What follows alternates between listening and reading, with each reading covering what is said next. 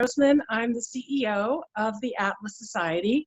And some of you may know we've been doing these Ask the Atlas Society with our student partner organizations. But then I thought, well, what about the Atlas Society Asks? Because, you know, we don't have all the answers, and we've got a lot of really great, smart friends as part of our community. So I thought, gee, maybe I'll just not do so much talking and I'll ask somebody really, really smart, smarter than me on a lot of things, especially when it comes to taxes and regulations. And that is my old friend, Grover Norquist. Hey, Grover. Hey, Jennifer, good to see you. Good to see you too. I can't believe it. It's like the last time we saw each other was like 3 weeks ago, and this whole entire world has changed. It has. Now, I know who you are. We've known each other for longer than either of us would care to admit. But tell us a little bit about the Americans for Tax Reform, what it is, how it got started, what it does, and what you do. Sure. In 1986, President Reagan was looking to pass his second significant tax reform, where the top rates went. We had two rates at the end of that, 15 and 28, a lot better than where we are now. In terms of tax rates, not as low as we need to get to, but a good start. And so he asked me to set up Americans for Tax Reform as the outside group. I was not part of the government. I was doing political work in general for taxpayer issues and size of government issues, liberty issues. And so we set up Americans for Tax Reform, and we helped push to get that legislation passed. But in doing so, we came up with an important innovation, and that was the creation of the Taxpayer Protection Pledge. We got 100 congressmen and 20 senators that year to sign a pledge to the American people, not to me, as President Obama liked to say, but to the American people, that they would never vote for a tax increase. And then that number grew to be about 200 in the House and 40 in the Senate. So we have 90% of all the Republicans in the House and 90% of all the Republicans in the Senate have signed that pledge and kept it. There has not been a tax increase in Washington, D.C. Since 1990, when the Bush broke the pledge and then lost the election. And everybody learned from Bush losing the election, don't break the pledge. And so people tend to keep it when they say they're not going to raise taxes. And the only tax hikes we've had since then were in the first 2 years of Clinton, when there was a Democrat Congress complete control, and the first 2 years of Obama, after which the Democrats lost the House, and in one case, the House and the Senate immediately after. So the power of the tax issue goes back to the war with Britain, to the Civil War, to a lot of the big moments in American history where taxes, tariffs were a huge part of people's reaction to too much government. So, Grover, you know, I stalk you on social media. I stalk you on Google Alerts. I call you all the time. And you're always in the news. But, you know, your Google Alert is just kind of exploded recently. And, you know, a lot of it is people, as you're a lightning rod, you know, and people are saying, hey, he's the guy, you know, who said that we wanted to shrink government down to the size where we could drown it in the bathtub and this and that. And, you know, this libertarian agenda, smaller government, you know, advocates of small government is what has contributed to the coronavirus epidemic. What's your response to that? Well, a couple of things. First of all, the left always, the advocates of bigger government, statism, the left, but statists, people who think the government should have more power and people should have fewer options and less control over their lives. They believe that God, or maybe not God, but somebody made crises to expand the state. And that when there's a crisis, it must mean the government should get bigger. And they're interestingly been challenged on this crisis because their first assertion that the government is so teeny that it couldn't do anything about this. I think if you look at the size of federal spending, the size of federal employment, the size of the agencies that are directly tasked for this, they're quite large. In fact, too large and too powerful and too fat to be nimble and quick and get things done on time to save lives. And what we found with the coronavirus is that both the FDA and the CDC, the White House, the federal government, and the 50 states have all discovered that government regulations and government rules have slowed down their ability to get things done. The FDA had all sorts of rules, and the CDC that only they could look for a cure of X, Y, or Z, and only their testing was any good. And the president said, no, any state health group can come up with tests, and let's get going and have many people looking into different directions, and the private sector can. And the private sector is doing the delivery of the goods and services that need to get out there, the masks, the respirators, and so on, much to the chagrin of the Democrats who want the military to do all this stuff or set up an agency. You know, we have a temporary challenge that's going to show up from time to time, and they want to set up a permanent bureaucracy that would forever be looking for new things to do.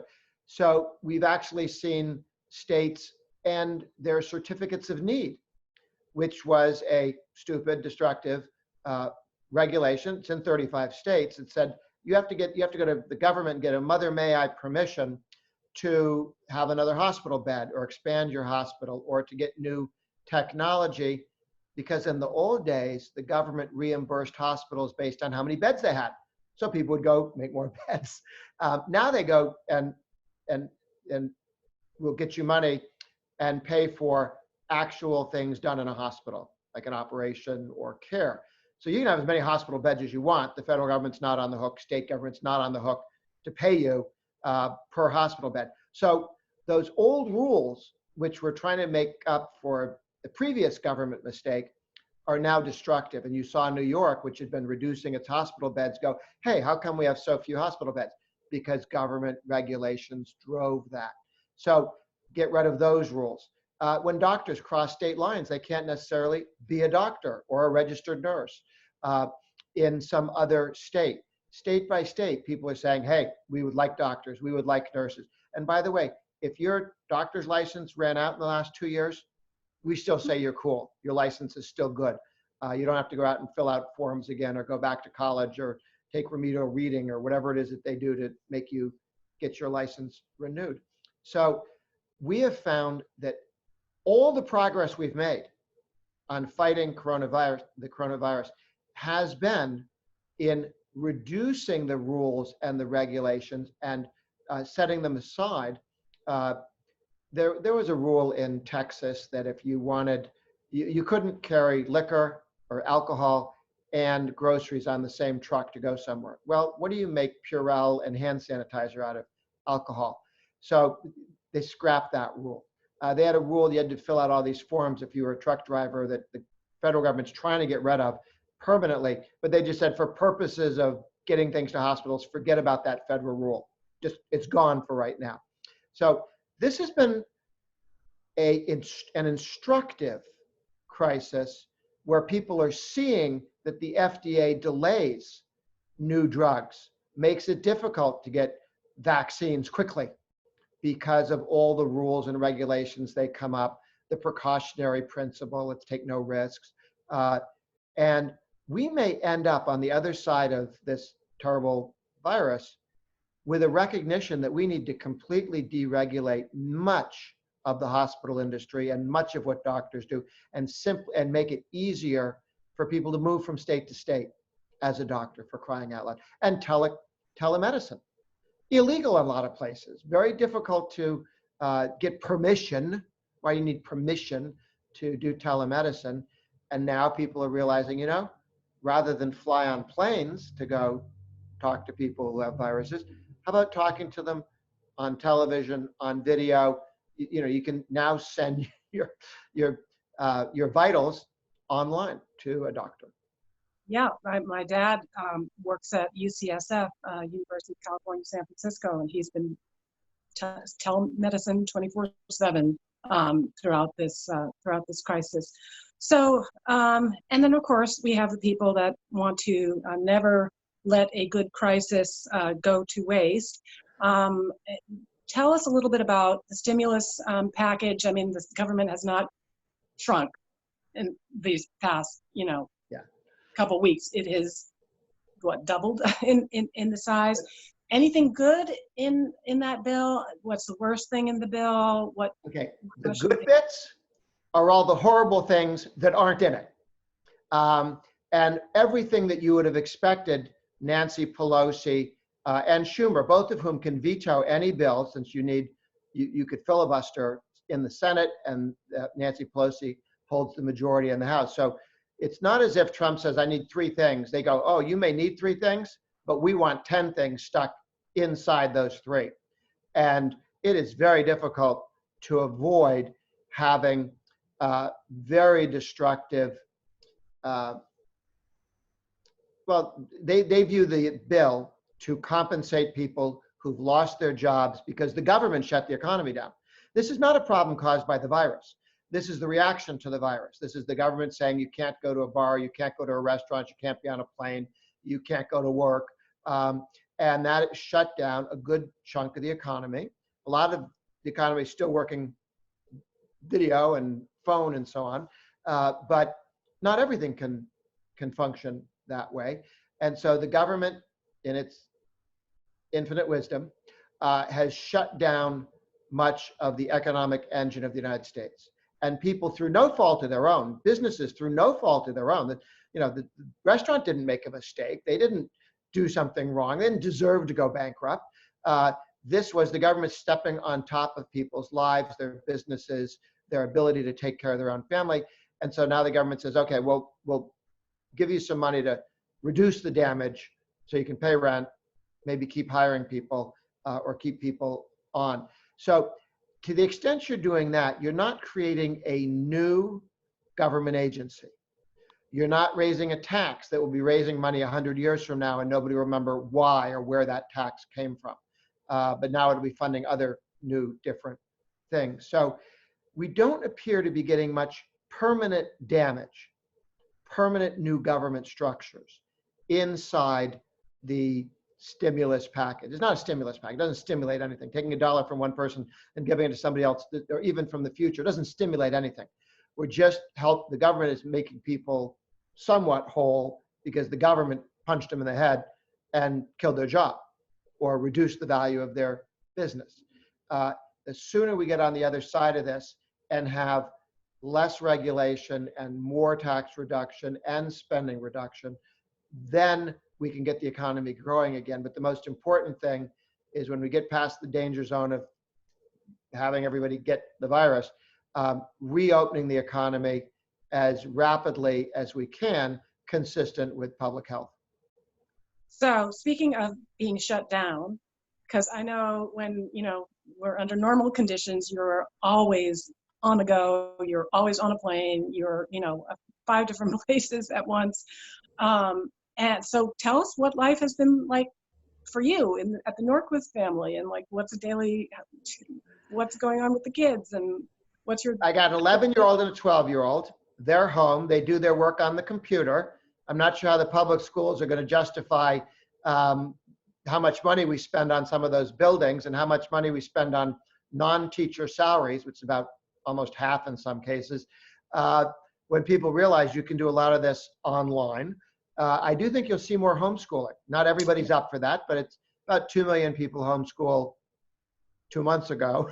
Now, tens of millions of people are K through 12 are homeschooling. Can Harvard really charge as much as they've been charging when you realize you can get most of the education bit of that online? How much more will there be online competitive new schools starting up? I'd like Microsoft to start one up. Let's get some of this wisdom that exists in the private sector and go straight to students and to families. So certainly my 2 kids, 11 and 12, are doing all their work online, getting the work done at their own pace, not distracted by a bunch of peers, kicking them from either side of the table. They're actually able to work directly with the work itself, sometimes with a teacher and sometimes with other people online with you. So that's actually been quite interesting. And I actually work in my office, which is a 2-mile walk from home, because everybody else at Americans for Tax Reform is home. Right. So I am quarantined in my office, and I get a walk in the morning and in the evening. Well, that sounds great, because I think walking and staying active and getting some exercise is really important in terms of, you know, keeping immunity up. So that is our physical immunity, okay? But of course, we also need our spiritual immunity. We need our mental inoculation to these other viruses that have been with us, you know, forever. And those are the viruses of envy, of victimhood, of entitlement, of helplessness, of greed, as Ayn Rand properly described, the desire for the unearned. And what inoculated me at an early age was reading Ayn Rand. And so, you know, our interest and passion for the foundational moral defense of capitalism is something that we share, as well as an appreciation for Atlas Shrugged and all of the great books by Ayn Rand. Tell us a little bit about your Ayn Rand origin story. Yeah. And why it's relevant today. How her books are relating to what we're seeing happening right now. Well, Ayn Rand is probably the most widely read freedom writer today, still on an annual basis. I don't know that even newly written books that proclaim freedom, or a book that I've written, comes anywhere close to what Ayn Rand's novels and other books sell today, never mind during her lifetime. I had an interesting relationship with Rand and her writings. I sat down and read the We the Living, and then The Fountainhead, and then Atlas Shrugged, after I got tired of people telling me that I was a Randian and that I must be one of those people that read all these books. And so I went out and got them, and I said, oh, this is very, very good stuff. So I had sort of figured out good chunks of this on my own, but Rand's writings are just so helpful as novels, as well as the straight political, theoretical writings, in explaining it to people and recognizing that, you know, greed and the desire, I mean, the left, or the advocates of statism, the people who want to run other people's lives, they think that it's greedy for you to want to keep what you have created. Greed is wanting to take away from somebody else something they created. Greed is wanting something without earning it. And Right. that's the purpose of government in their view. The government should go take things from people who created them and give it to, oh, me or my friends. And because frankly, we're too lazy to become muggers or, you know, competent shoplifters or embezzlers. You know, there are honest thieves out there who go steal the money themselves. But somehow the greed lobby wants to be considered virtuous by encouraging the government to go take money from other people and spending it as they want it spent, often on them or on things they like. It is very, very interesting to see every new generation come into grips with the idea that stuff isn't free, things are created, businesses are created, and that the whole goal of a civilized life and world is to let people be free to do what they want. They can go be monks if they want and sit on a mountaintop, or they can create steel mills. And you know what? That's their business. And if you're not interested in doing anything interesting, well, I mean, everybody's interested in doing something interesting. They just have different ideas of what's interesting. You just don't get to tell everybody else what to do. That's right. And that the idea that people own their own lives. That's not a bad starting place. Huh? That's not a bad starting place. You own your own life. Right. You know, Rejecting and you have a slavery right is a to good your step life, forward. but you don't have a right to other people's lives. So, yeah. Foundational principles that help us defend the kinds of policies and the pledge that you are promoting at Americans for Tax Reform, which is so important.